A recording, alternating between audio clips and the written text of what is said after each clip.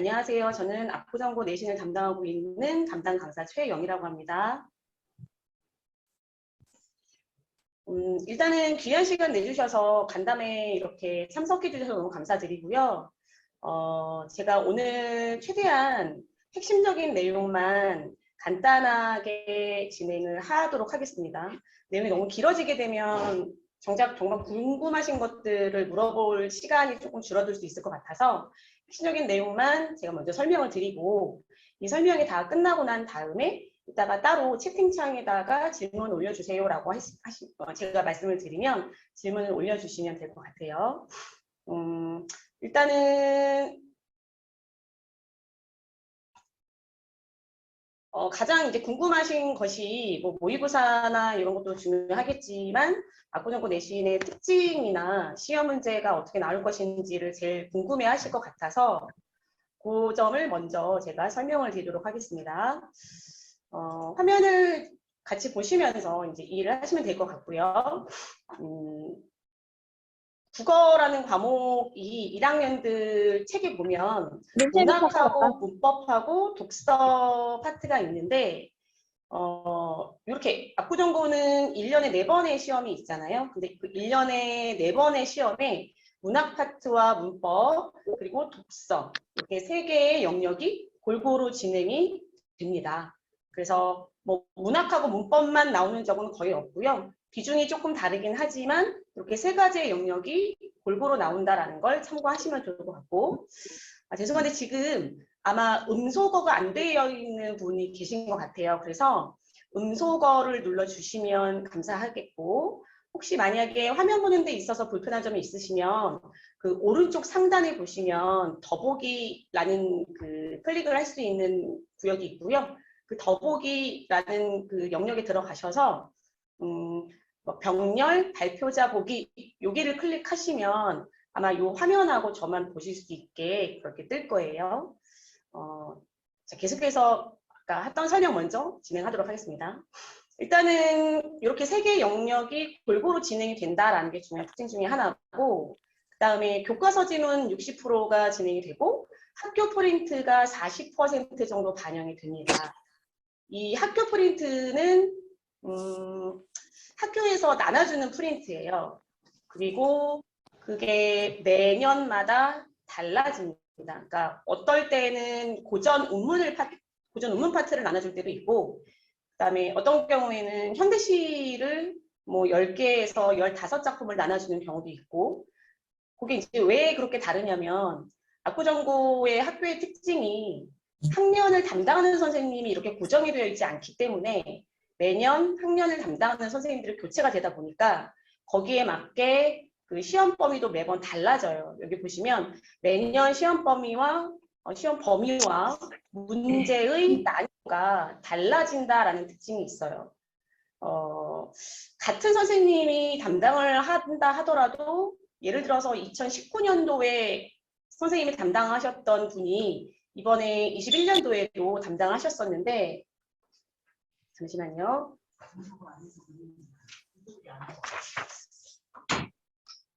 음소거가 안 되어 있는 분들이 계신 것 같아서 이렇게 중간중간에 소리가 들리시는 것 같아요. 그래서 음소거 좀 다시 한번 제가 부탁을 드릴게요. 혹시 이 그 화면의 오른쪽에 보시면 음소거라고 되어 있는 부분을 이제 찾으셔서 음소거를 반드시 한번 해주시기 바랍니다. 재우 어머님, 지우 어머님, 이준희 어머님 음소거 부탁드릴게요. 그래서 19년도에 담당하셨던 분이 작년에 21년도에 담당을 하셨었는데 프린트의 종류가 굉장히 많이 달라졌더라고요. 그래서 그러다 보니까 그 19년도에 냈던 어떤 시험 문제나 이런 것들이 전혀 겹치지를 않았던 부분이 있어서 작품 한두 개 정도 빼고는 겹치지 않았었고 그리고 난이도가 굉장히 많이 달랐다는 특징이 있습니다. 그래서 제일 중요한 거는 매년 시험 범위가 달라지고 거기에 따라서 문제 난이도가 달라지고 거기에 따라서 학교 프린트의 종류도 달라진다.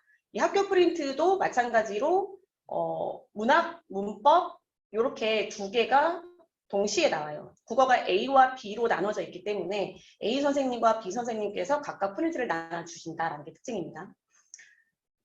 그래서 여기 보시면 문학은 50% 정도가 반영이 되고요. 전체 시험 문제 중에서. 그다음에 문법은 40% 정도가 반영이 되고 독서는 10%의 비율로 출제가 됩니다. 근데 여기서 이제 독서라고 하는 것은 어떤 파트냐면 그 국어 교과서에 있는 설명문이나 논설문 정도라고 생각하시면 돼요.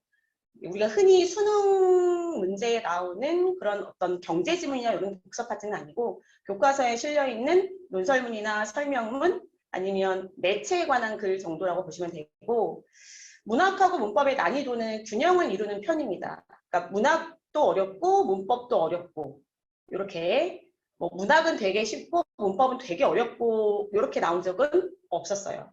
문학과 문법의 난이도는 늘 균형을 이루는 편이었고 대신에 독서는 비교적 굉장히 평이한 수준으로 나온다라는 특징이 있습니다. 근데 학교 프린트의 양도 그다음에 학교 프린트에 나오는 그 내용이나 문학 작품 아니면 문법의 종류도 굉장히 많이 다르고 그 모든 자료들을 제가 18학년도부터 계속 모아놨기 때문에 적어도 한 5년치 정도 모아놓은 부분에서는 어느 정도 나올 것이다라고 예상 가능하긴 하지만 올해의 또 특징은 아마도 1학년은 전혀 새로 오신 분이 담당을 할 가능성이 굉장히 높아 보여요. 학교의 특성상 선생님들이 로테이션 되는 기간을 제가 따져봤더니 올해 아마 로테이션 될 그 시기인 것 같고 그렇게 따지다 보면 1학년은 새로 오신 분을 담당을 이제 맡기지 않을까. 그러면 새로 오신 분의 스타일에 맞춰서 다시 저는 이제 아이들의 수업 내용이나 이런 것들을 보고 분석을 해서 거기에 맞게 시험 대비를 할 예정입니다. 그리고 문학 같은 경우에 가장 궁금하신 게 이 문학 같은 경우에는 외부 지문이 나오느냐 그렇지 않느냐를 굉장히 많이 궁금해 하시는데 외부 지문은 사실 거의 나오지 않는다고 보시면 돼요. 그러니까 이 학교 프린트에 어차피 이거 시험 범위야라고 알려주기 때문에 그 문학 작품을 벗어난 문제는 그렇게 많이 나오지 않습니다. 아예 안 나오는 건 아니고요. 나와봤자 한 문제나 두 문제 정도라고 생각하시면 되고 문법 같은 경우에는 수능형 문제가 출제가 돼요. 그러니까 수능형 문제라는 건 단순히 그냥 교과서에 나와 있는 문법적인 법칙을 달달달 외우거나 아니면 교과서에 나오는 예시를 공부해서 해결될 건 아니고 지난번에 제가 확인을 해보니까 수능 문제와 똑같이 내셨더라고요. 대신 그 안에 들어가는 내용물만 바꾸셨어요. 그래서 문제 유형은 수능 유형이다. 하지만 크게 벗어나지는 않는다. 그러니까 교과서를 완전히 벗어난 그냥 수능 형태로만 내지는 않는다라는 걸 조금 눈여겨보시면 좋을 것 같고 대신에 작년에는 문법이 굉장히 어려웠고 재작년에는 문법이 작년처럼 어렵지는 않았습니다. 근데 교과서 이외의 예시를 출제를 하신다는 거. 예를 들어서 한글 맞춤법 같은 경우에 맞춤법이 워낙 예외적인 상황이 굉장히 많잖아요. 그래서 교과서나 학교 프린트에서 제시해주지 않은 그런 어떤 예외적인 상황에 해당하는 맞춤법이 나왔었고 거기서 아이들의 오답률이 굉장히 높았다라는 특징이 있습니다. 우선 아까 말씀드린 대로 비교적 편의한 수준으로 출제가 된다라는 거 눈여겨보시면 될 것 같고 가장 중요한 것은 이제 편차가 심하다 보니까 어떻게 그러면 공부를 해야 될까를 궁금해 하시는 분들이 굉장히 많아서 제가 실제로 압구정고 시험지 이렇게 있는 것 중에서 대표적인 문제 유형들 3개를 뽑아왔어요. 여기 보시면 위에 파란색 박스 안에 있는 현대시는 학교 프린트에서 이거 나올 거니까 공부해라고 학교에서 제시해준 프린트고 이게 이제 실제 시험 문제라고 보시면 되는데 굉장히 중요한 특징 중에 하나가 여기 지금 보기 박스가 있고 이 보기 박스의 내용을 잘 보면 이게 교과서에도 없고 자습서, 참고서 그다음에 저희가 그 교재에도 준비를 해놨지만 교사용 어떤 그 교재에도 없는 내용이었어요. 그래서 이게 어디에 있을까라고 제가 찾아본 결과 이 내용은 현대시 이론책에 있었던 내용입니다. 그러면 현대시 이론책에 있는 이 내용을 근거로 하여서 이 작품에 대해 설명한 것으로 적절하지 않은 것을 골라라 라는 문제가 나왔다는 얘기인데 아이들 입장에서는 학원에서 열심히 이 작품을 시험 대비 해줬어요.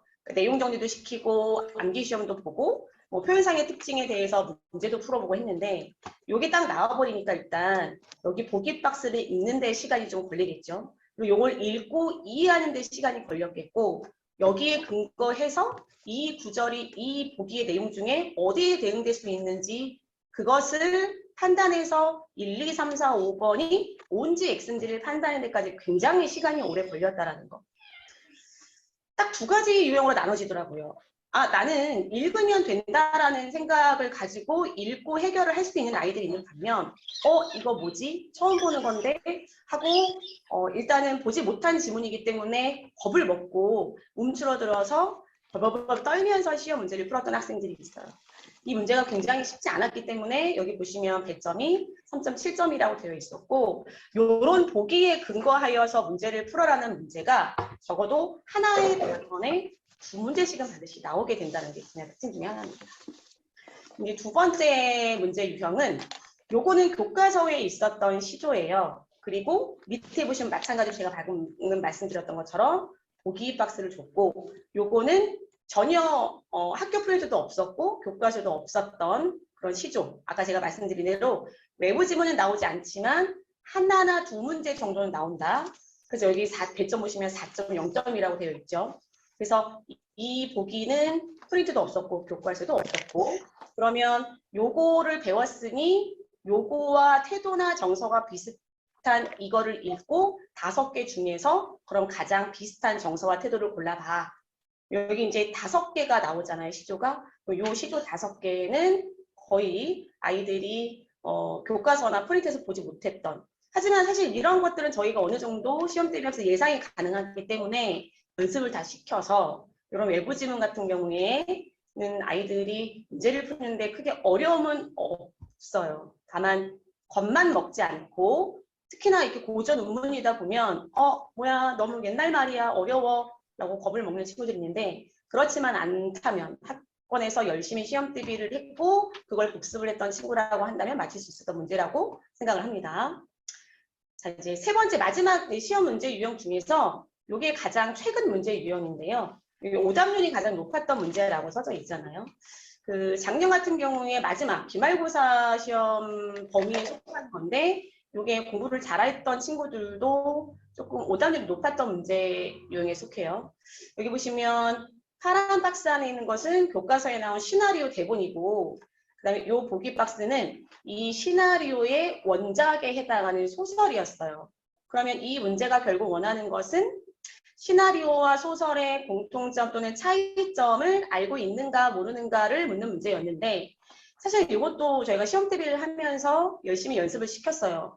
시나리오와 소설의 공통점, 차이점. 예를 들어서 공통점은 갈등, 인간의 삶에 있어서 갈등을 그린다. 갈등을 소재로 한다. 그 다음에 시나리오는 저술자가 없고 그 다음에 소설은 서술자가 있고 그 다음에 현재형, 주로 현재형 시제로 진행이 되고 소설 같은 경우에는 현재형 플러스 과거형 이렇게 진행이 된다라고 열심히 암기를 했어요. 뭐 공부도 하고 문제도 풀고. 그런데 시험지에 이렇게 나왔을 때 아이들이 왜 이걸 고민을 했을까, 왜 이걸 많이 틀렸을까를 생각해 보면 본인이 공부하고 외운 거 안에서 선택지에서 답을 찾으려고 하니 사실은 지금 선택지를 보시면 아시겠지만 여기서 세 가지는 다 지워지게 되어 있어요. 늘 국어라는 과목의 특징이 5개 중에 3개는 지워지는데 2개가 남아요, 선생님. 저는 그 2개 중에 뭐가 답인지 모르겠어요를 늘 고민을 하고 저도 그랬지만 그러면 빨리 생각을 바꿔서 분명히 이건 내용상의 차이도 있을 것이다 라고 생각을 하고 내용을 읽어보면 차이가 분명히 있을 건데 그걸 워낙 그 시험 보는 당시에는 거기까지 생각을 못한다거나 아니면 내용을 읽고 있음에도 불구하고 차이점을 빨리빨리 찾지 못하는 경우에 사실은 충분히 읽으면 알 수 있음에도 불구하고 틀릴 수 있었던 그런 문제라고 생각을 해요. 그래서 국어로 공부할 때 제가 점점점 느끼는 건데 참 내신 대비시키는 것이 모의고사 준비를 시키는 것보다 훨씬 더 어렵고 까다롭다라는 생각이 굉장히 많이 들더라고요. 암기를 해서 해결되는 것도 아니고 그 다음에 단순히 문제를 많이 푼다고 해서 해결되는 것도 아니고 독해력이 있고 사고력이 있어야 내신도 이제는 1등급을 받을 수 있는 시대가 되었다라고 보시면 될 것 같아요. 그래서 지금 제가 보여드린 세 문제의 공통점을 재빨리 눈치를 채셨는지 모르겠지만 전부 다 보기가 있었고 보기와의 차이점 또는 보기의 근거에서 해석하시오. 이렇게 난이도가 좀 높은 문제가 등급을 결정짓는 한두 문제 정도가 나온다라는 것이 중요한 특징 중에 하나라고 볼 수 있습니다. 편차가 굉장히 심한 편이어서 그 20년도에는 국어가 굉장히 어려웠었어요. 20년도에는 굉장히 어려웠었고 그래서 제가 기억하기로는 전체 모든 과목 중에서 학년 평균이 국어가 가장 낮았어요. 20년도에는. 근데 작년에 21년도에는 학년 평균, 과목 중에서 학년 평균이 국어가 가장 높았던 걸로 기억을 합니다. 근데 그렇다고 해서 그러면 국어가 굉장히 쉬웠느냐? 패턴을 말씀드릴게요. 중간고사는 쉽고 기말고사는 어려웠어요. 그게 1학기 때도 마찬가지고 2학기 때도 마찬가지고. 중간고사 때는 쉬웠고 기말고사 때 어렵기 때문에 중간고사에서 그러면 점수를 따놓고 기말에서 조금 점수가 떨어져도 등급이 나오지 않았을까. 문제는 쉽게 나오면 거의 100점을 받는 학생들이 상위권을 차지하게 되기 때문에 작년에 중간고사 때도 그랬는데 100점을 받고 하나 틀린 친구가 있었어요. 그러면 100점 다음 하나, 점수로는 크게 차이는 없지만 2등급이 없어지더라고요. 그래서 중간고사에서 하나 틀리고도 3등급으로 등급을 마무리 짓는 친구들이 굉장히 많았었습니다. 저희 학원에서 그 심화반 친구들 시험 대비를 했는데 100점 아니면 하나 틀린 아이들 굉장히 많았어요. 그래서 하나 틀린 아이들이 3등급이 나왔다. 그래서 기말고사 때 정말 열심히 잘 봐야 된다. 정말 열심히 준비해서 시험을 잘 봐야 된다. 라고 계속 제가 연습을 시켰고 준비를 시켰고 그래서 기말고사가 조금 문제가 어렵게 나왔고 아까 보여드린 세 번째 문제 유형처럼 보기에 근거해서 두 개를 읽고 두 지문을 읽고 차이점을 파악하는 문제 그런 것들이 등급을 결정하는 문제로 결정적으로 나와달라는 특징이 있습니다. 그래서 올해는 어떤 선생님이 담당할지 아직 결정되지 않았기 때문에 제가 감히 쉽다 어렵다라고 말씀을 드릴 수는 없어요. 그리고 시험 문제는 거의 늘 패턴이 비슷해요. 시험 문제는 늘 28문제에서 30문제 정도라고 보시면 될 것 같고 그중에서 객관식은 23문제 정도, 주관식은 6문제 정도 이렇게 진행이 돼요. 객관식은 보통 100점이 쉬운 문제는 2.3점이나 4점에서부터 시작을 해서 아까 보여드린 것처럼 100점이 높은 문제는 4.0점짜리도 있었다라고 이제 알고 계시면 될 것 같고 주관식은 100점 자체가 지금 그 콜라 그거 풀고 있어? 6점이 가장 높은 점수 배점인 것 같아요. 주관식은 6점 배점이 가장 높고 부분 점수를 준다라고 한다면 2점부터 6점까지 이렇게 점수대가 분포가 되어 있다. 이 주관식을 쓸 때 아이들이 굉장히 많이 고민을 하는데 저는 주관식 연습을 굉장히 많이 시키기 때문에 주관식도 학교 선생님들이 문제를 어떻게 내느냐에 따라서 예를 들어서 19년도에는 굉장히 서술형으로 문제를 내셨어요. 주관식을. 그래서 주관식 쓰다가 결국은 시간이 부족해서 객관식을 거의 찍다시피 그래서 아는 문제도 틀리는 학생들이 굉장히 많았는데 그런 경향이 20년도엔 좀 줄어들었고 작년에는 주관식 때문에 아이들이 힘들어하는 경우는 거의 없었어요. 왜냐하면 제가 또 주관식을 되게 문제를 많이 적중을 했기 때문에 연습을 한 대로 주관식을 이제 아이들이 거의 썼고 거기서는 크게 문제가 되진 않았는데 이제 객관식에서 보통 그 등급을 결정짓는 문제를 굉장히 많이 내시더라고요. 왜냐하면 객관식이 헷갈리게 내기 굉장히 좋기 때문에 그러한 특징이 있습니다. 한 28문제에서 30문제 정도 준비하면 된다라고 보시면 될 것 같고 가장 중요한 거는 이제 압구정고 학생들이 1등급이나 2등급을 받기 위해서 어떠한 점수를 받으면 되는가가 가장 중요한데 여기 보시면 요거는 이제 저희 학원 재원생들의 성적을 토대로 만들었기 때문에 이것이 절대적인 어떤 수치다라고 말씀드리긴 조금 힘들지만 제가 계속해서 이제 내신 대비를 진행해 보면 1등급하고 2등급은 어느 학교든 거의 아이들 점수대가 정해져 있다고 보시면 될 것 같아요. 압구정고는 특히나 여기 보시면 전교 인원이 190명 정도 된다라고 한다면 7등까지가 1등급이고 20등 정도까지가 2등급이 되기 때문에 그걸 점수로 본다면 94.2점 정도까지는 나와야 1등급이 될 수가 있고 그다음에 91점 정도까지는 나와야 2등급을 받을 수 있다. 그리고 여기 2등급하고 3등급을 보시면 참 안타까운 점이 2등급하고 3등급의 점수 차이는 그렇게 크진 않아요. 그래서 하나를 더 맞고 덜 맞고에 따라서 2등급이냐 3등급이냐가 결정이 되기 때문에 상당히 아이들이 준비할 때 꼼꼼하게 준비를 해야 된다라는 점이 제일 중요한 특징이라고 알고 계시면 도움이 될 것 같습니다.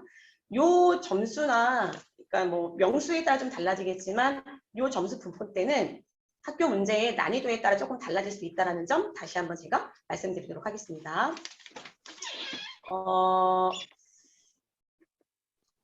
여기서 가장 중요한 것은 이제 어떻게 제가 시험 대비를 하느냐. 그러한 학교 시험의 특징이 있으니 어떻게 시험 대비를 하느냐가 굉장히 중요한, 제가 이제 설명드릴 것 중에 제일 중요한 포인트라고 생각을 하고 또 가장 궁금해하실 부분이라고 생각을 하는데, 일단은 제가 워낙 오래됐기 때문에 학교의 내신 문제를 연도별로 분석을 해놓은 자료가 굉장히 많고, 뭐 물론 다른 학원 선생님들도 당연히 마찬가지겠지만 이 연도별로 분석한 내용을 저희 학원 그 내신 대비 교재는 자체 제작이거든요. 그래서 내신 대비 교재를 제작할 때 학교 기출 문제를 정확하게 정리를 해서 그 부분을 같이 내신 대비 교재에 실어놨어요. 그래서 내신 대비 교재를 보게 되면 저희가 늘 내용 정리된 게 있고 문제집 이렇게 늘 두 권이 동시에 나가는데, 문제집은 아이들의 숙제로 해오면 되는 것이고 용도가, 그다음 이제 내용 정리된 책에 보시면 연도별로 기출 문제를 정리해놨고, 그다음에 교과서 내용을 뭐 당연하게 완벽하게 분석을 해놓은 그런 어떤 자습서 내용, 교사용 지도서 내용, 학교 기출 문제, 그다음에 만약에 이제 어떤 특정 단원이 수능에 나왔다라고 한다면, 뭐 문법 같은 경우도 마찬가지고 그 수능에 나왔던 유형까지도 저희 교재에 실어놨다라는 특징이 있고요. 또 하나 여기 이제 빨간색으로 써져 있는 부분 보시면 아까 학교 프린트가 40% 정도 반영이 된다라고 했는데, 학교 프린트도 제가 그때그때 나올 때마다 받아서 학교 프린트도 정확하게 분석을 하고 그 분석해준 내용을 아이들에게 자료를 나눠주고 그걸 가지고 수업 시간에 굉장히 꼼꼼하게 수업을 해요.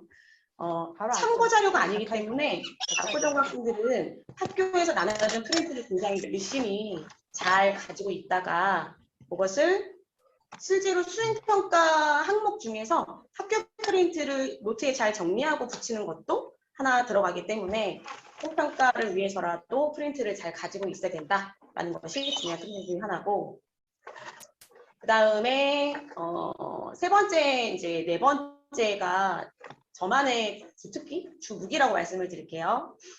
일단 이제 수업을 3시간 진행을 합니다. 수업을 3시간 진행을 하고 바로 가는 것이 아니라 매주 수업한 후에 그 주에 배웠던 또는 그 전주에 배웠던 문제를 또는 단원에 대한 테스트를 저희가 실시를 해요. 그 테스트는 굉장히 중요한 기출 문제로 평가를 실시합니다. 그래서 그 자리에서 바로 채점을 하고 그 다음에 문제풀이를 진행을 해요.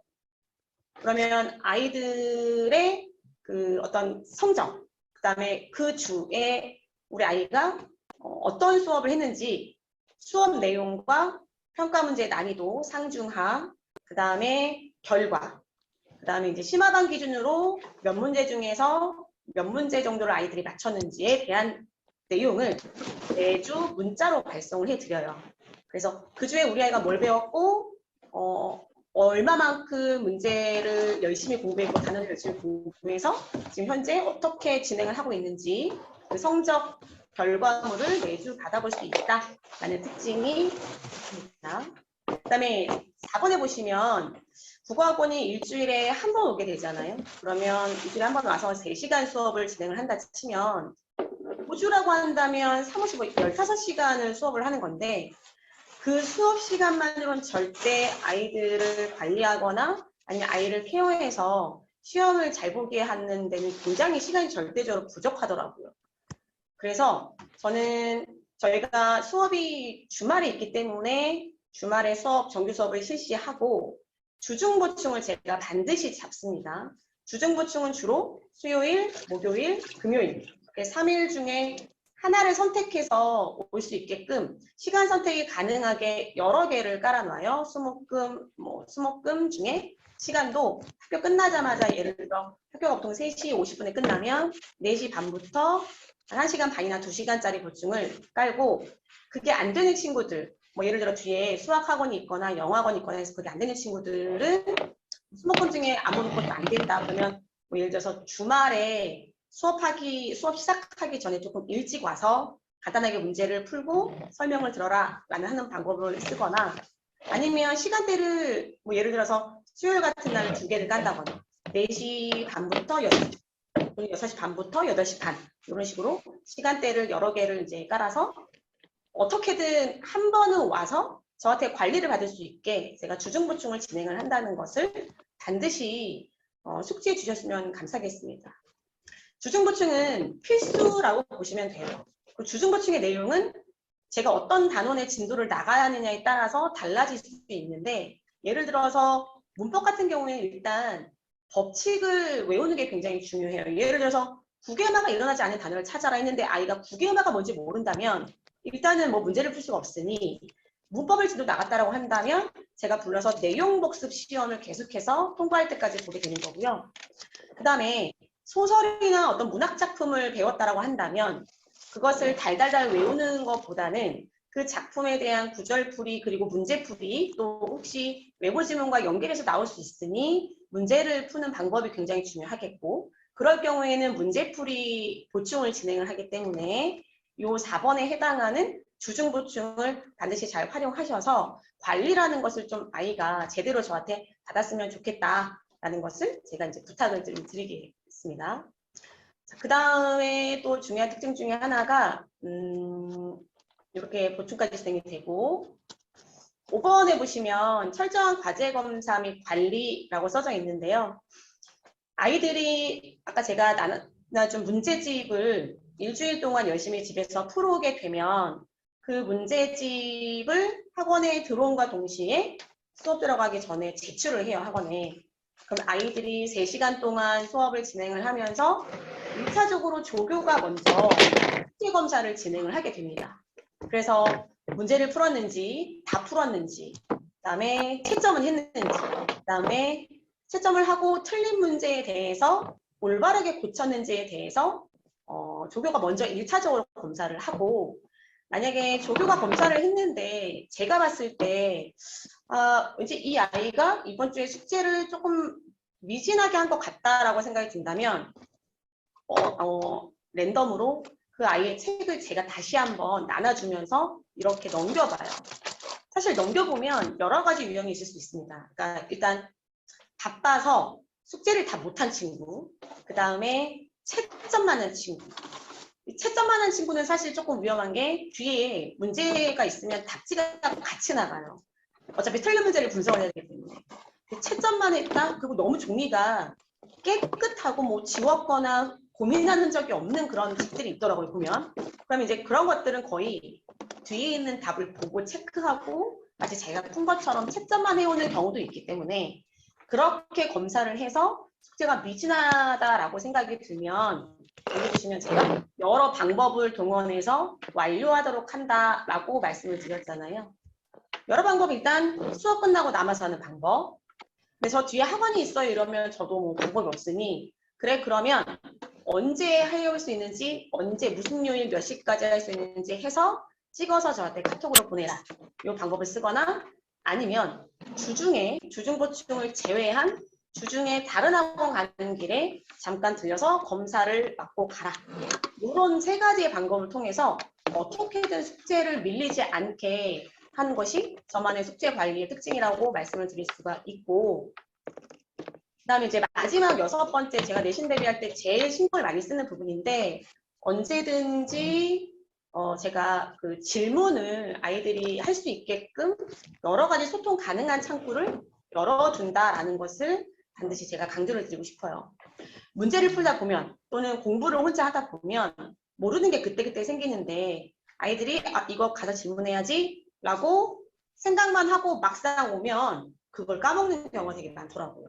그래서 제때제때 질문을 할 수 있는 가장 좋은 방법은 아이들이 보통 타 학원도 10시에 끝나니까 보통 숙제를 하는 시간이 10시에서 12시나 1시, 2시 정도 그 사이가 되더라고요.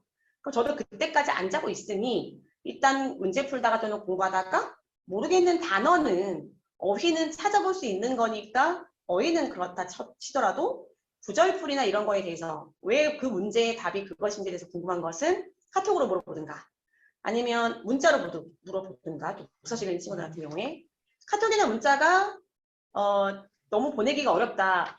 본인이 질문할 것이 굉장히 길다라고 한다면 전화를 하던가 아니면 다른 학원 가는 길에 잠깐 들려서 질문하고 가던가. 그래서 어떤 방법을 써서든 아이가 모르는 건 제가 웬만하면 그때그때 해결할 수 있게끔 늘 아이들한테 일단 뭐 당연히 제 핸드폰 번호를 알려준 건 당연한 거고 저도 모든 아이들의 핸드폰 번호를 잘 가지고 있기 때문에 그렇게 늘 아이들과 제가 소통을 하면서 국어를 공부함에 있어서 힘든 부분이 있다면 제가 힘들더라도 이렇게 개개인별로 또 궁금한 게 다를 수 있으니 도움을 주고 싶어서 언제든지 질문이 가능하도록 그렇게 만들고 있습니다. 그래서 6가지의 방법을 제가 사용하고 있다라는 것을 반드시 좀 기억을 해주셨으면 좋겠고 사실은 가장 중요한 것은 제가 여러 시험 대비를 이제 거쳐본 결과 요즘 아이들에게는 사고력이나 독해력이 굉장히 많이 필요하더라고요. 그러니까 내신 대비 4주 전, 5주 전에 와서 내신 대비 시험 그러니까 수업을 듣고 거기에 있는 교과서의 내용을 외우고 그 다음에 내신 대비 문제 주는 거 반복적으로 풀고 그렇게 해서는 고득점 또는 1등급을 받기가 절대 쉽지가 않더라고요.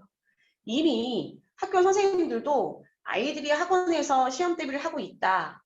그 다음에 어느 정도로 하고 있다를 다 알고 계세요. 그래서 시험 문제를 보다 보면 중요한 것을 안 내고 이런 건 학원에서 안 했겠지 라고 하는 것들을 보통 내는 경우가 많으세요. 그럼 이제 그런 문제를 접할 때에는 독해력과 사고력이 굉장히 중요하기 때문에 제가 아이들한테는 이따가 뒤에 또 보여드리겠지만 굉장히 단순하게 딱 내신 대비 몇 주 전에 와서 단순하게 암기하고 문제 풀고 하지는 않았으면 좋겠다라는 걸 늘 수업 시간에 강조를 하는 것이고 그 부분들을 되게 많이 신경을 쓰려고 노력을 하는 편이에요.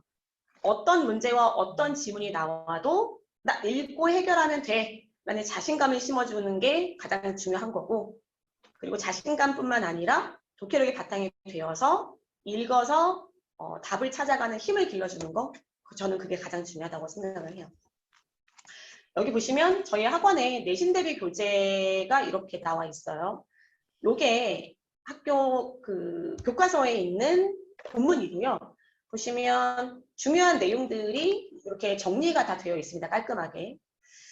이게 시험 문제가 개성이라는 것과 같은 기능을 하는 그 시어를 다음 중에 고르시오라는 문제였고 요것과 같은 기능을 하는 것이 예를 들어서 이것이 20년도에 나왔던 외부 지문이고 이것은 21년도에 나왔던 외부 지문 그래서 이런 것들을 저희가 교재 자체에 실어놨어요. 사실 제가 이 부분만 보여드리고 이거 말고 저는 연도별로 문제도 써놨고 연도별로 문제와 차이점 같은 것들도 사실 교재에 준비를 해놨기 때문에 아이들이 딱 학원 교재만 가지고도 공부를 할 수 있게 뭐 자습서도 봤다가 뭐 교과서도 봤다가 이거 말고 딱 학원 문제집 학원 내신 대비 책만 보고도 시험 대비가 한 번에 가능할 수 있게끔 제가 해놨기 때문에 내신 대비 교재 이렇게 생겼다 참고하시면 될 것 같고 지금 음소거가 안 되는 분이 계신 것 같아서 닉네임이 성빈김이라고 되어 있는데 여기 음소거가 안 돼 있다라고 하세요. 그래서 음소거 다시 한번 부탁을 드릴게요. 그래서 내신 대비 교재의 특징이 이런 것들이 있습니다.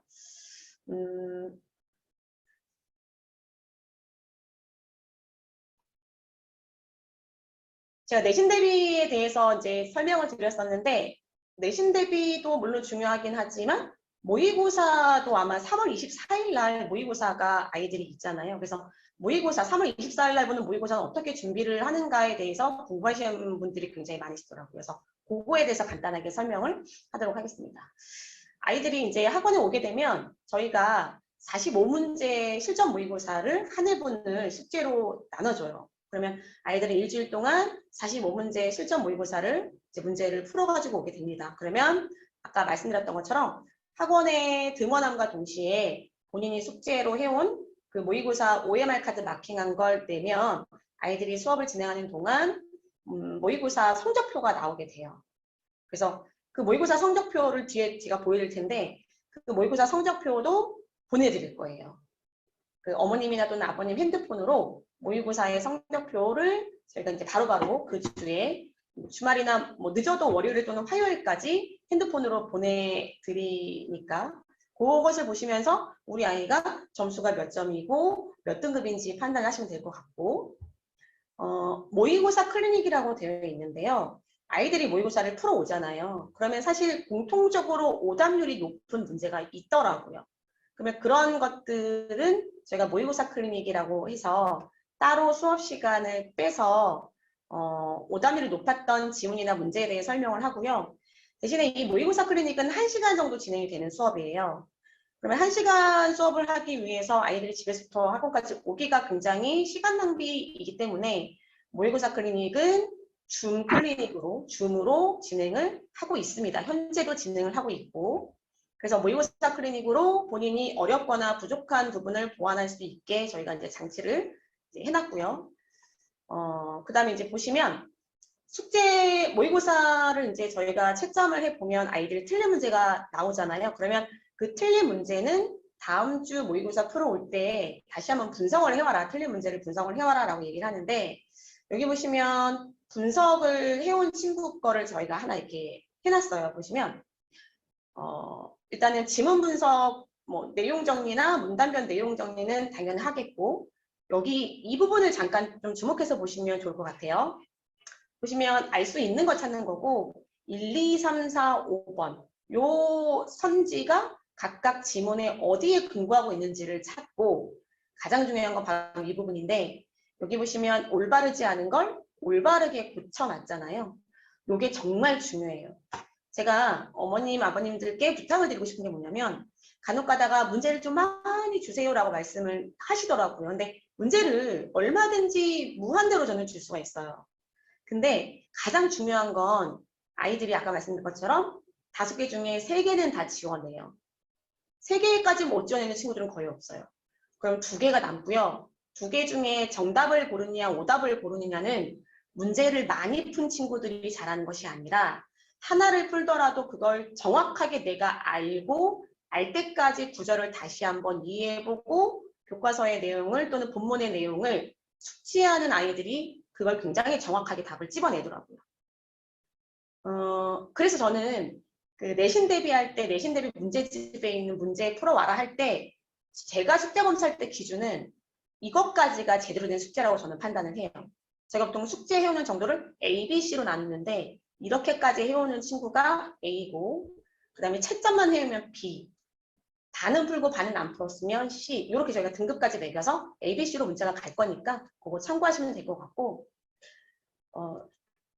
모의고사는 꾸준하게 연습을 했기 때문에 입학고사도 굉장히 잘 보고 했던 친구들이 있어요. 근데 막상 이게 또 모의고사와 내신은 비례하는 경우도 많지만 비례하지 않는 경우에 모의고사는 굉장히 잘 봤는데 막상 중간고사를 봤는데 본인이 생각했던 것보다 점수가 안 나온 친구가 있었어요. 그리고 원래 국어를 이과적인 성향이 굉장히 강해서 국어나 과학은 굉장히 잘했던 친구고 중간고사를 봤는데 중간고사 점수가 생각보다 잘 안 나왔어요. 2개 정도 틀렸더라고요. 그러니까 이 아이 입장에서는 다른 과목은 다 맞았는데 국어가 2개가 틀렸으니 굉장히 치명적인 거잖아요. 그래서 저한테 와가지고 굉장히 고민 상담을 심각하게 했었어요. 선생님, 저는 수학, 과학 쪽은 굉장히 잘하는데 국어는 원래부터 싫어했었습니다. 자신이 없었습니다. 그런데 제가 국어 때문에 좋은 대학을 가는 걸 포기할 수 없으니 어떻게 극복할 수 있을까요? 라고 질문을 해서 제가 이 방법을 알려줬어요. 그래서 그 친구는 그 방법을 1년 내내, 시험 대비하는 기간 1년 내내 그 방법을 썼어요. 문제를 풀고, 문제를 보면 그 문제집에 있는 문제에는 지문이 아무것도 안 써져 있잖아요. 아무것도 안 써져 있는 지문에, 모든 지문에 제가 그렇게 시켰거든요. 네가 외웠다라고 생각이 들어? 그러면 그걸 그냥 넘어가지 말고 어차피 문제 풀 때 지문 깨끗한 거 있으니 기억이 나는 시어의 의미, 기억이 나는 구조의 의미 한번 써봐라. 표현법의 특징. 외웠다라고 한다면 안 보고도 아무것도 안 써져 있는 지문에 깨끗한 지문을 쓸 수 있어야 진짜 외운 거다.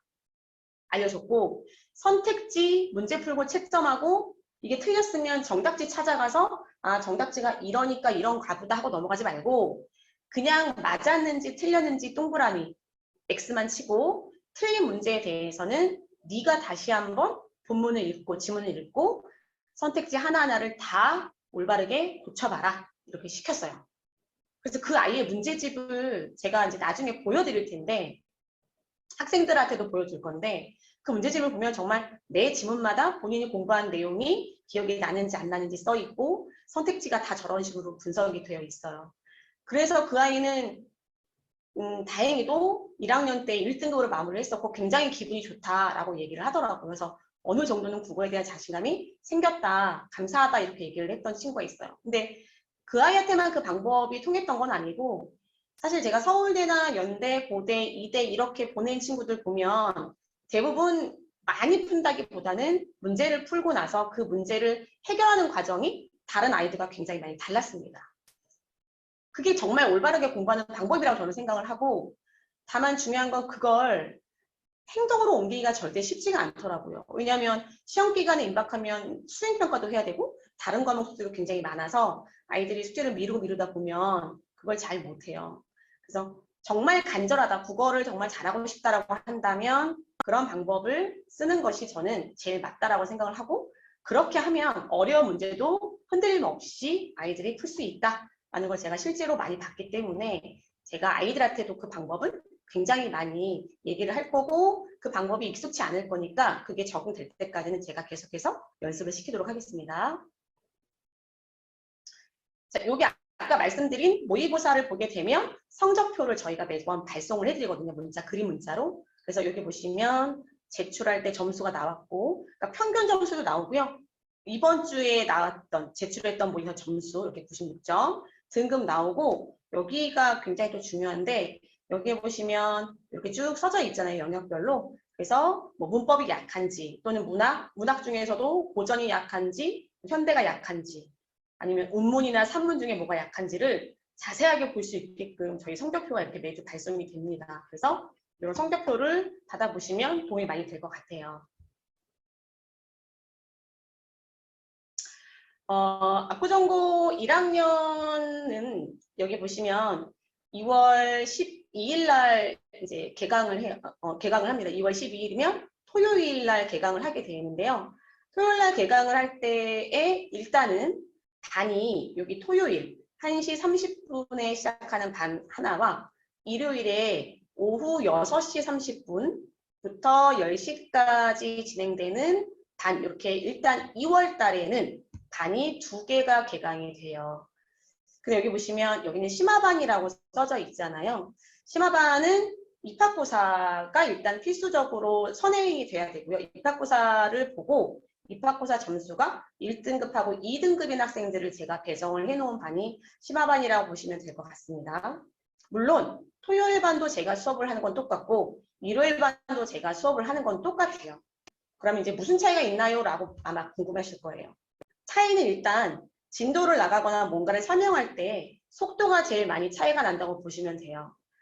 일요일에 심화반 아이들은 제가 뭔가를 설명할 때 알 거다라는 전제 조건을 먼저 깔고 이것까지는 설명할 필요가 없을 것이다 라고 생각이 되는 건 안다라는 조건 하에 패스. 그래서 좀 더 어렵거나 아니면 심화된 내용이거나 아니면 외부 지문이 나왔을 때 이런 것까지 나오겠구나 라고 하는 걸 추가적으로 설명을 해주고 토요일 반 같은 경우에는 기본적인 개념 하나하나를 다 설명하는 반이라고 보시면 돼요. 그러니까 예를 들어서 객관적 상관물이 있는데 감정이 이입된 객관적 상관물인지 그냥 객관적 상관물인지 그럼 객관적 상관물이 뭔지 모르는 친구들이 많을 것 같아서 객관적 상관물이 무엇인지에 대해서 충분히 설명을 한 다음에 그래서 이 구절의 객관적 상관물이 이 소재가 쓰였어 이렇게 설명을 한다라고 보시면 될 것 같습니다.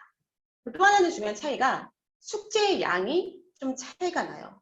당연히 심화반이 숙제 양이 2배 정도가 돼요.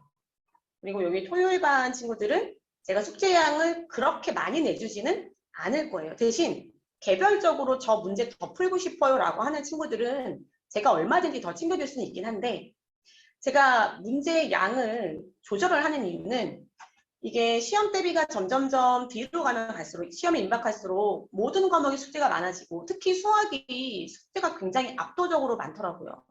그럼 얘네가 어떻게 해서 하냐면, 국어가 어차피 주말에 수업이 있기 때문에 국어 숙제를 안 하고 뒤로 미루다가, 예를 들어 토요일 반이면 금요일 저녁에 갑자기 마구마구 해요. 근데 쌓인 게 이렇게 많다 보니 이걸 안 해가면 혼나니까 하긴 해야 되겠고, 그래서 정말 기계처럼 아무 생각 없이 문제를 너무 대충대충 풀더라고요. 근데 이게 되게 웃긴 게, 그 문제를 대충 지문을 날림으로 읽는다고 제가 표현을 하는데, 지문을 날림으로 읽고 선택지 제대로 파악 안 하고 대충대충 푸는 게 습관이 되더라고요. 그래서 시간이 충분함에도 불구하고 자꾸 지문을 대충 패스해서 읽고, 그 다음에 선택지 5개 중에 2개가 남으면 정말 깊게 생각을 해야 되는데 그 과정을 해본 적이 없으니까 사고력이 거기서 멈추게 돼요. 차라리 그럴 바에는 숙제 양을 줄이는 대신에 하나를 풀더라도 본인이 알 때까지 제대로 푸는 게 저는 낫다고 봐요. 그래서 숙제 양을 조금 조절을 해주는 게 토요일 반이고, 심화반 친구들 같은 경우에는 그런 부분들에 있어서는 일단 본인들이 어느 정도는 연습이 되어 있기 때문에 양을 한 2배 정도 준다. 그 차이점이 있다고 보시면 될 것 같아요. 그래서 이렇게 진행이 2월 달에 토요일 반하고 일요일 반 이렇게 2개로 진행이 되다가 3월 첫 번째 주 토요일, 그러니까 3월 6일 날 개강하는 일요일 날 오전 9시부터 정오라고 표현되는데 12시까지 진행되는 반. 요거는 3시간 반이고 왜 요거는 3시간인가요? 라고 말씀하실 텐데, 지금 2월 달에 하는 반은 정규 수업 반이에요. 그래서 수능 준비를 하는 반인데 그거는 3시간 반짜리 수업이고, 여기 3월 6일 날 개강하는 요거는 완전히 내신반으로 진행이 되는 그런 반이기 때문에 저희가 내신 대비를 들어가게 되면 수업 시간이 3시간으로 조정이 돼요. 그래서 여기는 3시간으로 되어 있습니다. 근데 여기서 중요한 거는 제가 아까 말씀드렸던 것처럼 수업은 3시간으로 되어 있긴 하지만 수업 끝나고 테스트 보고 남길 친구들은 남기고 이렇게 되다 보면 어떤 경우는 4시간도 4시간 반도 걸릴 때가 있다라는 점을 조금 이제 미리 알고 계시면 좋을 것 같아요. 그러니까 실질적으로 3시간이 아니라 3시간 반 또는 4시간에다가 주중보충. 주중보충도 아이들의 학원 스케줄이 다르기 때문에 주중보충을 한 번, 그러니까 원래 주중보충은 한 번이 필수인데 더 오고 싶은 친구들은 제가 더 오라고 해서 더 개별적으로 봐줘요. 근데 개별적으로 봐줬더니 아이들이 정말 잘하더라고요. 그래서 최대한 아이가 시간이 되고 제가 시간이 된다고 한다면 저는 언제든지 국악원을 불러서 정말 많이 봐줄 거예요. 그래서 이렇게 3월 6일 날 개강되는 일요일 오전 반, 이렇게 총 반이 3월 달이 되면 3개로 진행이 된다라는 것도 알고 계시면 도움이 될 것 같고요. 2월 달에는 그래서 2월 달에는 문학, 독서, 문법 이렇게 3개의 영역을 저희가 수업을 진행을 해요. 3교시 체제. 2월 달까지는.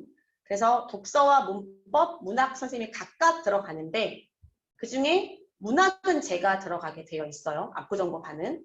문학은 제가 들어가서 문학 설명을 하되 이 문학 작품이 압구정고 1학년 어느 시험에 나왔는지, 그 시험에 나왔을 때 어느 구절에 어떤 소재 위주로 나왔는지, 어떤 표현상의 특징을 물어봤는지 내신과 관련된 문학 수업을 진행을 할 거고, 독서와 문법 수업은 독서 같은 경우에는 비문학이라고 보시면 될 것 같고, 이것은 기본적으로 글의 구조를 파악하는 방법, 그리고 문단별로 중심 내용 파악하는 방법, 이런 것들을 아마 독서 담당 선생님께서 수업을 하실 거고, 지문이 굉장히 좋게도 구성이 되어 있어요. 수능에 나왔던 지문으로 구성이 되어 있기 때문에 꼭 반드시 필요합니다. 이게.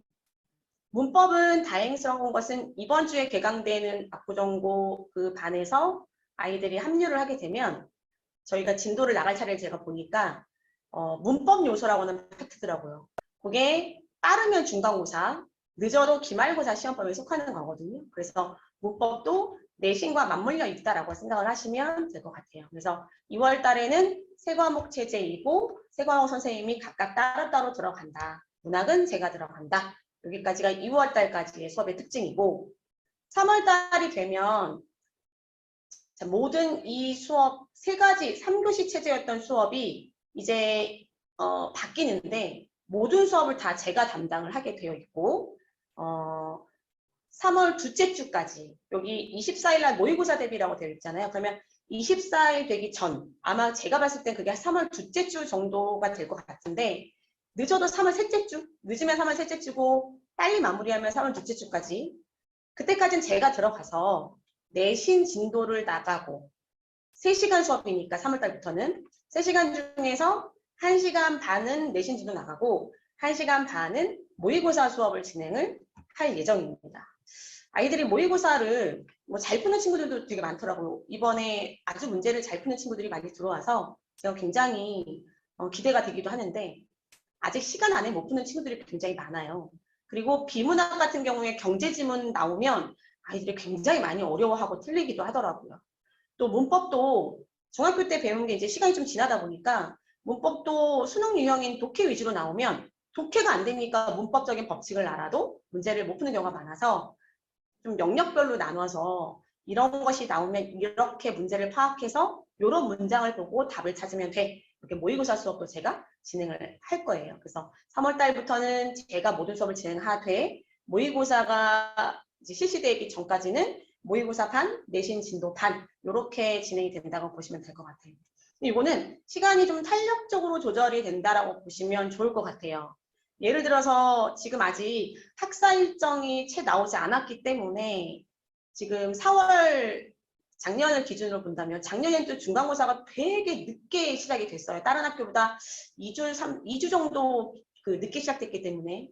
근데 작년에는 예외적인 경우였고 보통 학고가 4월 22일이나 24일 그 사이에 보통 시험이 시작이 되거든요. 근데 만약에 이번에 22일보다 조금 더 하루 정도 빨리 진행이 된다라고 한다면 저는 3월 둘째 주까지만 모의고사 수업을 하고 셋째 주부터는 완전히 3교시 3시간 수업을 전부 다 내신 진도 나가는 수업으로 진행을 할 예정이기도 합니다. 그거는 그때 그 날짜 나오는 거 봐서 제가 아이들하고 의논을 해서 수업 커리큘럼을 좀 이렇게 진행을 해 나가도록 할게요. 그리고 또 이제 궁금해하신 점이 심화반을 들어오려면 어떻게 되느냐? 그러면 아까 제가 말씀드린 것처럼 입학고사를 저희 학원에 와서 실시를 하면 되겠고, 아니 저는 아이가 모의고사 시험 보는 거에 대한 거부감이 있어요. 그래서 입학고사 안 보고 그냥 토요일 날 1시 30분 타임에 배정을 받을게요라고 한다면 그것도 얼마든지 가능하세요.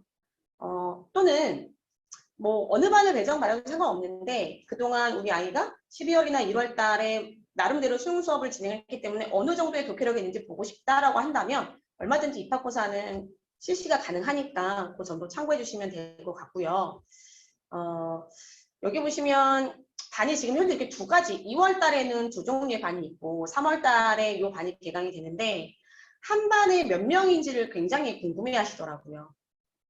한 반에 제가 몇 명을 두고 수업을 하냐면 사실은 솔직히 말씀드리면 작년 같은 경우에 똑같이 반이 3개로 구성이 되어 있을 때 작년에 한 반에 27명까지 진행을 한 적이 있었어요. 27명은 하다 보니까 조금 인원수가 많더라고요. 그래서 이번 연도에는 27명까지는 제가 반 배정을 안 할 거고 특히 심화반은 아무리 많아도 20명을 넘기지는 않을 예정입니다. 가장 좋은 인원은 제가 생각하고 있는 인원은 17명 정도인데 아이들이 공부를 좀 하고 싶은 아이들 또는 잘하는 친구들이 이제 몰리게 되면 20명까지는 제가 심화반은 채울 예정이고 그 다음에 여기 일반반도 저희가 강의실 배정 문제도 있기 때문에 어느 정도까지 인원을 받을 수 있을지 모르겠지만 여기 토요일 날 반도 일단은 25명 정도로 마감을 한 상태에서 3월 6일 날 2월 달에는 25명 정도 마감을 하고 3월 6일 날 개강할 때 반이 다시 이렇게 두 개로 나눠지니까 그때는 다시 제가 인원수를 이렇게 분배를 할 거예요.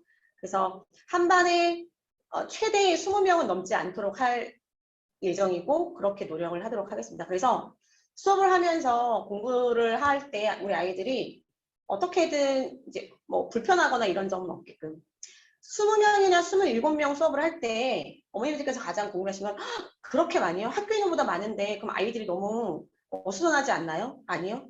제 수업에선 절대 아이들이 어수선한 적이 단 한 번도 없어요. 요거는 뭐 선배들한테도 물어봐도 알 수 있는 것이고, 일단은 수업 시간 자체에 대해서 제가 OT를 진행할 때 아이들한테 얘기하겠지만, 아이들이 많다고 해서 수업이 어수선하거나 아니면 집중을 못하게 한다거나 하는 수업은 절대 저는 해본 적이 없어요.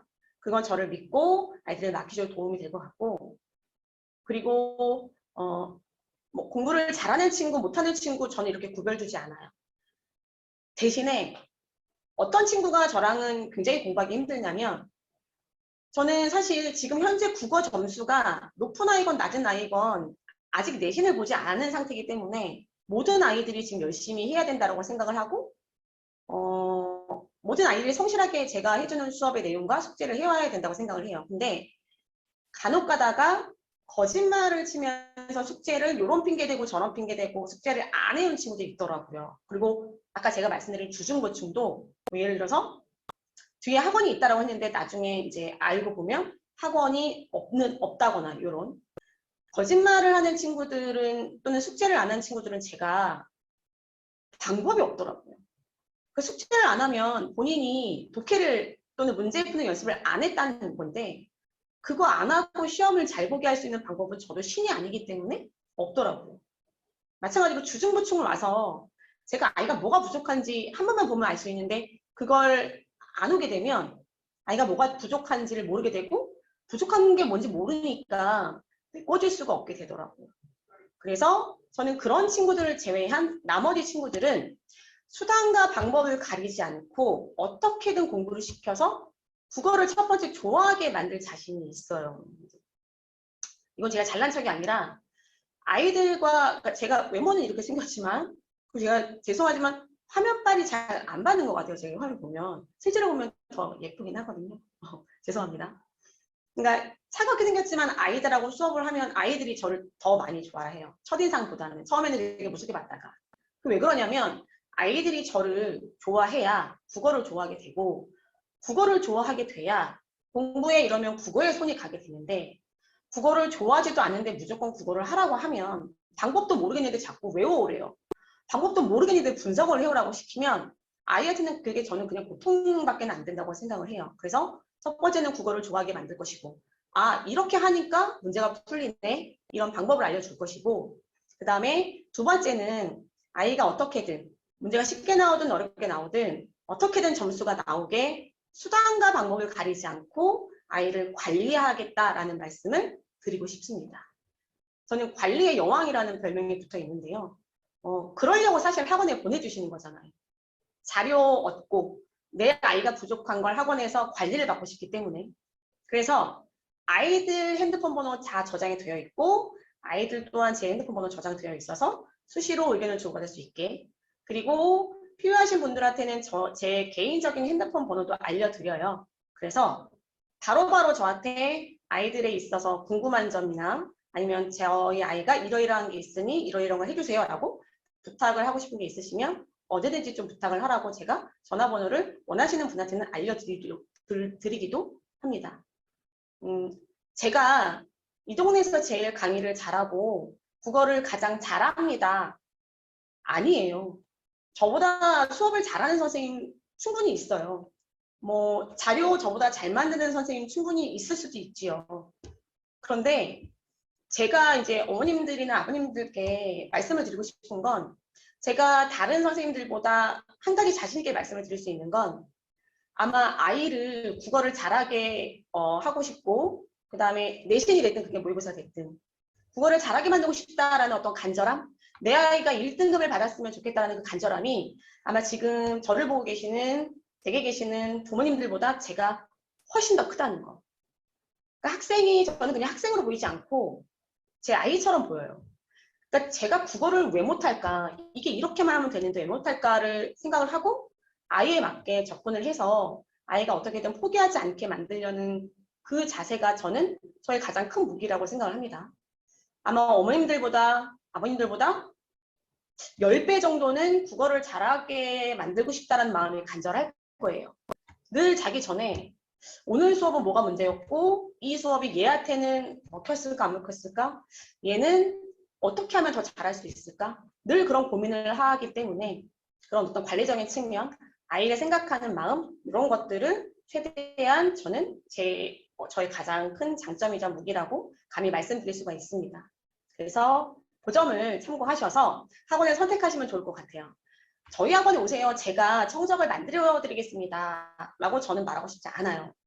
충분히 판단을 하실 수 있기 때문에 또 아이들도 충분히 판단할 수 있기 때문에 그래서 작년에도 이렇게 설명을 저한테 쭉 듣고 가시고 네, 말씀 잘 들었습니다. 보내도록 할게요 라고 말씀하시고 이제 워낙 처음이다 보면 여기 학원도 가서 들어보고 저기 학원도 가서 들어보고 그래서 이제 저희 학원에 안 오고 다른 학원 등록하고 거기서 중간고사를 치르는 경우도 꽤 많더라고요. 근데 여기서 중요한 거는 중간고사를 치르고 나면 아이들 이동이 굉장히 많거든요. 중간고사를 치르고 나서 이제 우리 학원에서 시험 대비를 했더니 성적이 나왔고 선생님이 좋고 관리를 잘 받았다라는 소문이 나면 그때 이제 다시 저희 학원으로 오려고 얘기를 많이 하시는데 이미 자리가 없어요. 그래서 작년에는 1년 내내 대기자가 있었다라는 거. 그래서 지금도 이제 제가 어찌 보면 건방지게 들리실 수도 있겠지만 한 반에 어차피 인원을 많이 두지도 않고 그리고 자리는 정해져 있기 때문에 조금이라도 이게 판단이 조금 늦으시게 된다면 3월 달에 들어가면 되겠지 뭐. 근데 막상 3월 달에 반을 3개나 깔았음에도 불구하고 자리가 없을 수도 있다라는 점. 늘 조기 마감이 되기 때문에 조기 마감이 되고 나면 언제 다시 대기자 명단에 있다가 들어올 수 있을지는 저도 말씀을 드릴 수가 없는 부분인 거잖아요. 그래서 그런 부분들을 조금 참고하셔서 우리 아이를 보낼까 말까를 한 번 더 고민해 보시고 판단을 하시고 결정을 하셨으면 좋겠다라는 말씀 드리겠습니다. 제가 간단하게 이제 설명을 드렸는데요. 혹시 질문, 궁금하신 점 있으시면 질문하실 거 있으시면 채팅창에 지금 남겨주세요. 그러면 제가 질문 좀 이제 질문의 내용을 알려드리고 그거에 대한 답변을 지금 말씀드릴게요. 채팅창으로 혹시 추가적으로 더 궁금한 점 있으시면 남겨주세요, 지금.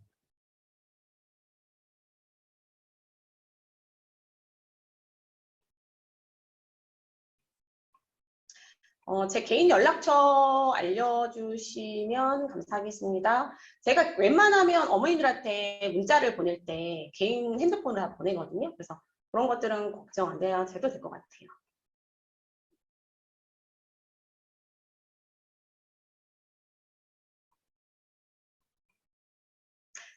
여기 지금 질문이 올라왔는데요. 모의고사는 학교별로 다른 시험지를 학습하나요? 라고 했는데 모의고사는 어차피 전국에 있는 모든 학생들이 다 똑같은 시험지를 보는 거기 때문에 예를 들어서 현대고 학생이든 압구정고 학생이든 간에 모든 학생들이 저희 학원에서 나가는 똑같은 모의고사 시험지로 늘 수업을 하기도 하고 숙제를 하기도 하고 같은 시험지로 진행을 한다고 보시면 될 것 같아요.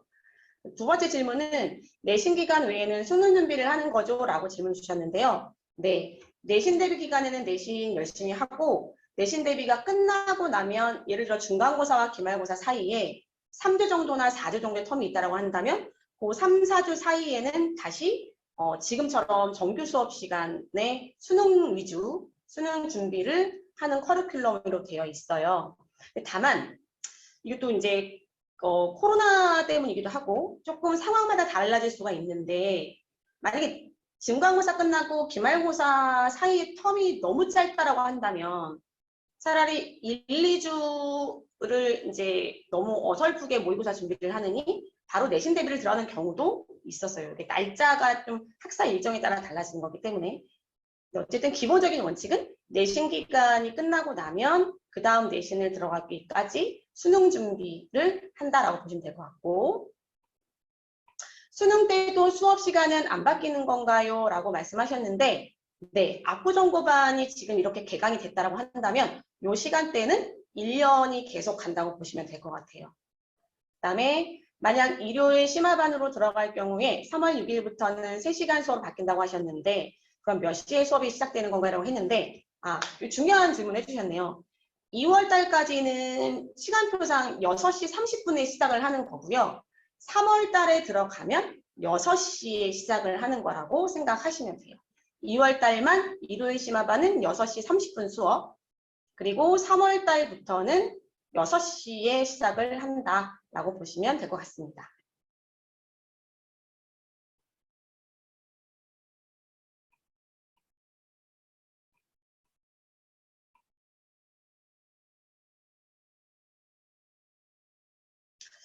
다른 또 질문할 거 없으신가요? 3월 모의고사가 어떤 의미가 있나요? 라고 또 이제 질문해 주셨어요. 사실은 솔직히 말씀드릴게요.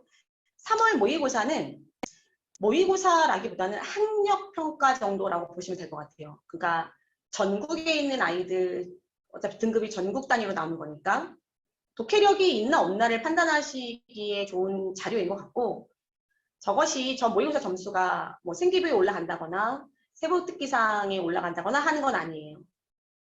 모의고사는 3월, 그 다음에 9월, 11월 1년에 이렇게 총 3번이 진행이 되고, 말 그대로 모의고사는 이제 3년 뒤에 치를 수능이 이렇게 생겼다라는 것을 이제 문제 유형 익히는 어떤 의미가 있다고 보시면 될 것 같고, 그 다음에 낯선 지문이 나왔을 때 독해력이 이렇게 이제 어느 정도로 비문학, 문학, 문법 이렇게 있다. 어느 영역에 독해력이 있다 없다. 이 정도를 평가할 수 있는 자료가 되지 않을까.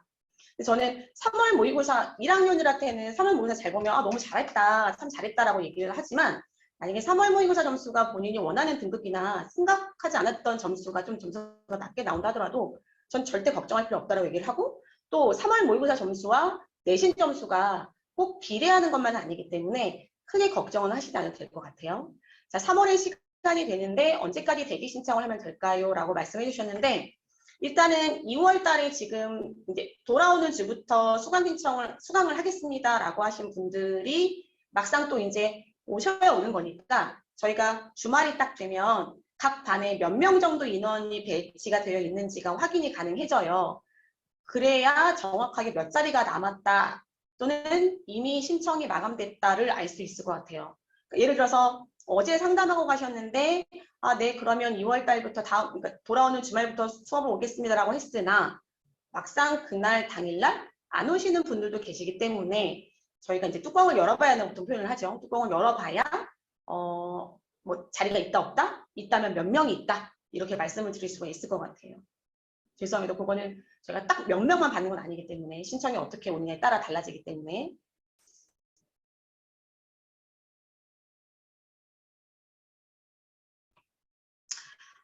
결석 시 보강하는 방법을 알려주시면 좋을 것 같다라고 올려주셨는데, 일단은 결석할 때 보강 방법이 일단은 결석을 최대한 하지 않는 게 중요해요. 왜냐하면 일단 뭐 자가격리자나 아니면 확진 이래서 저는 아이가 학원에 와서 수업을 못하는 경우에는 밴드 수업으로 실시간으로 수업을 돌아와서 하라라고 얘기를 하는데, 웬만하면 결석을 하지 않는 방법이 좋다.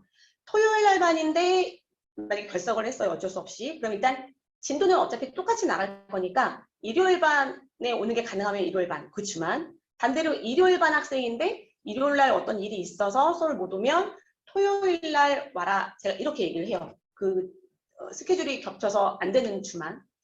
그렇게 대체 수업이 가능하면 일단 대체 수업으로 진행을 하게 되고요. 만약에 대체 수업이 불가능하다, 아예 토요일도 안 되고 일요일도 안 된다라고 한다면, 만약에 제가 그 밴드 수업, 격리자가 있어서 밴드 수업을 진행했을 경우에는 밴드에 가입을 하게 되면 제가 게시판에 수업을 녹화해 놓은 게 이제 게시가 돼요, 일주일 동안. 그래서 그걸 이용하는 방법. 아니면 따로 보충 시간을 내어서 학원에 와서 보충하는 방법. 여러 가지 방법이 있으니 그거는 그 당시에 학생의 상황에 맞춰서 선택을 하시면 좋을 것 같아요. 어떤 부모님들은 저는 밴드 녹화 수업은 그렇게 선호하지 않습니다. 그냥 빠지는 걸로 할게요. 이렇게 말씀하시는 분들도 계셔서 제가 결석하는 학생들이 발생할 때마다 이러이러한 방법이 있습니다라고 알려드릴 거예요. 그럼 그 중에 원하시는 방법을 선택하시면 돼요.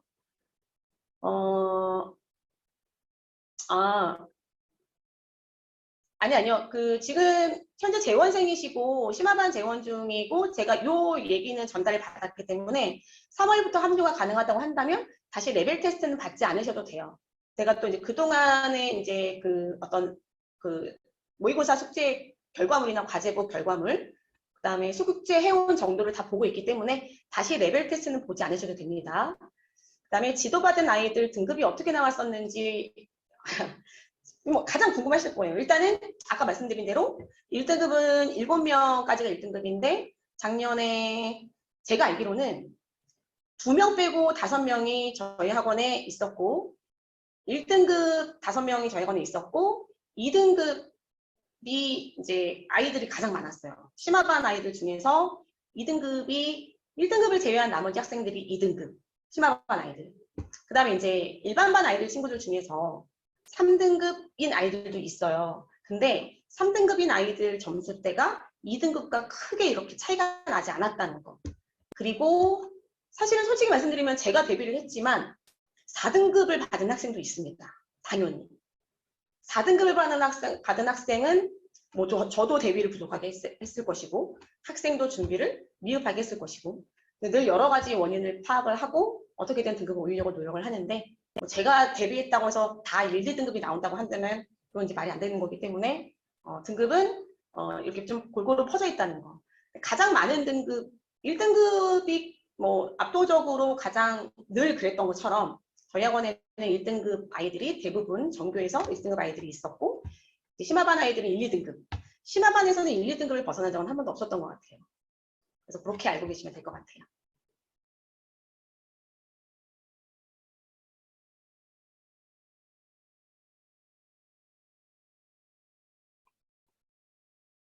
또 궁금하신 점 있으시면 언제든지 물어보세요.